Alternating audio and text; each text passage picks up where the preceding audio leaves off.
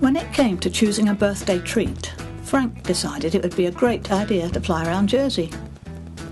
So he contacted his flying friend Bobby Wright and then set off for the airport. There he was joined by a young friend who was quite new to the island, so that the experience could be shared. The staff here, working for Channel Island Air Services, are responsible for keeping all the local light aircraft in good order. But the hangar also acts as a showcase for Bobby's passion for windsurfing, with his colourful display of sails. After a brief chat, Bobby checks with the office to ensure that his flight plans are in order. Then finally, we can stroll to the waiting four-seater plane. For passengers unused to travelling in small planes, it is especially interesting to be able to see the control panel in action. As we taxi away, we pass the brand new airport control tower, from which a traffic control officer will be closely monitoring our flight. And Frank is surprised, though nervous, to find that he is offered the chance to be in charge of the takeoff. This is the speedo. Yeah. When it gets to 70, you pull back gently. Yeah. Right? That's it. You'll fly. Don't pull it hard back. 70 on there. Pull back gently. Yeah. Feet on the floor. Okay.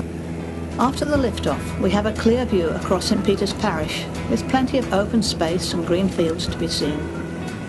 Now, as we turn for an anti-clockwise circuit of the island, we pass the built-up area of St. Helier and the wide sweep of St. Aubyn's Bay. The beach seems to be unusually deserted just at the moment. We can see the historic elegance of Elizabeth Castle contrasting with the new power station sitting squat and square on the recently reclaimed land. The next area is known as Harbour Day Park. It's lovely to see the sea looking so calm today. And now that we are over water, we are able to fly at a height of only 300 feet above sea level. Here we see St. Clement's Parish, with the tower blocks at Les Marais. Our flight is taking place around 3:30 on a lovely sunny day, and we are seeing the Jersey coast about 1.5 hours after low water on a 37-foot tide. This means the sea is well out, and we can see the vast expanse of seabed that will soon again be covered in water. Now that we are passing La Hoque, we are able to glimpse Echo Tower way off the coast and painted with a white stripe as a navigation marker.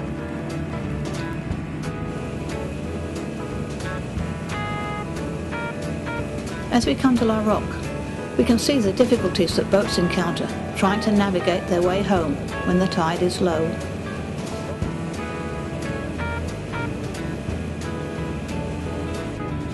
And here are the oyster and mussel beds, all neatly laid out in the Royal Bay of Grouville.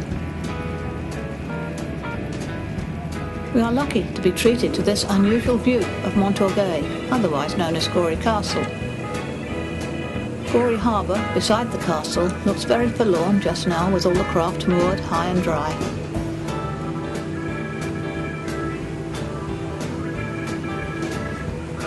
The next bay will be Anport, gently sloping to be safe and shallow at any state of tide.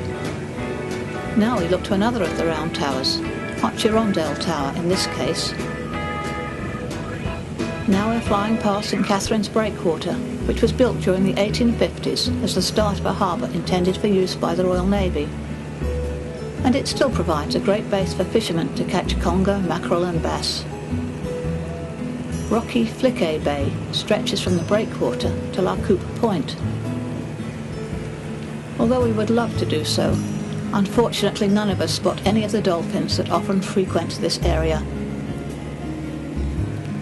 Now we can see Roselle Bay, and to the north, the privately owned Fort Roselle is standing sentinel on the headland. White Rock, or Tour de Roselle, marks the limit of Bouilly Bay. And as we pass the rocky coastline, it is easy to see the black line along the granite, marking the high tide line. Little beaches like this one will only be accessible by boat, and then at low tide. The cliff path that circumnavigates the island is clearly visible from above. The sunlight on the coast makes a beautiful scene.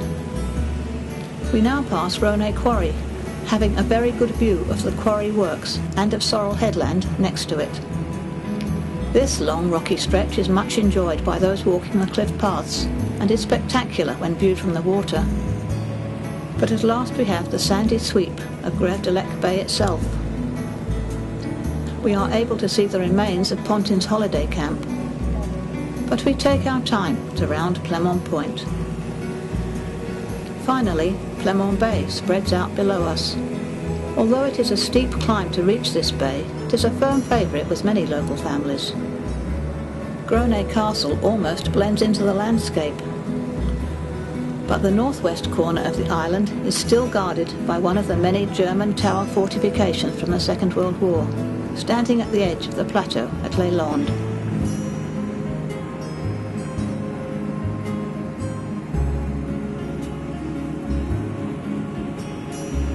Now we pass the treacherous area around L'Etaque, but we can clearly see the safe passage that fishing boats must take to reach the slipway.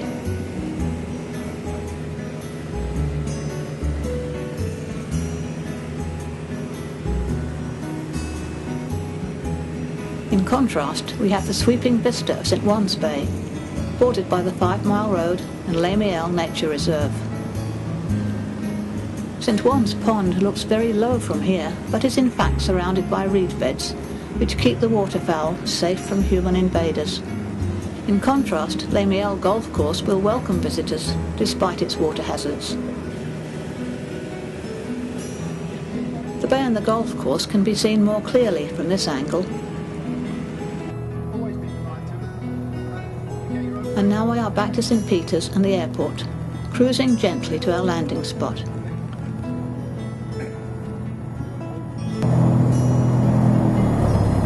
Well, girls and boys, that's Jersey from the air at 300 feet. That was great. What a wonderful afternoon we've had.